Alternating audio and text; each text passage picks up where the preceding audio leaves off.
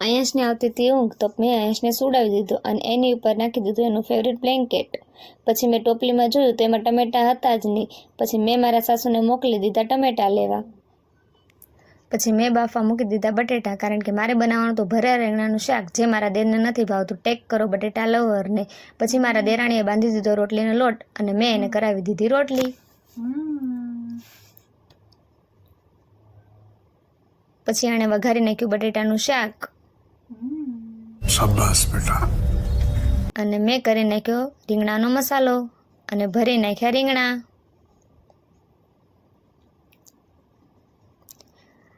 ત્યાં સુધીમાં મારા દેર આવી ગયા હોય એની ફરારી રહીને ઓફિસેથી ઘરે. પછી મારી નજર ગઈ ઉંદરડીના પિંજરા ઉપર તો મેં ઉંદરડીને આપી દીધી ખાવા રોટલી. પછી આવ્યા મારા ઘરે મારા નણંદ અને મારા ગઢા સાસુ મઢે દર્શન કરવા. પછી અમે સાંજે નીકળી ગયા બહાર જવા માટે. આજે હતી બીજ તો અમે પહોંચી ગયા રામાપીરના મંદિર, રામાપીરના દર્શન કરવા. પછી બધાએ સાથે બેઠીને ફૂલ એન્જોય કર્યું. જો તમને મારા વિડીયો ગમતા હોય તો લાઇક, શેર અને સબસ્ક્રાઈબ જરૂરથી કરજો.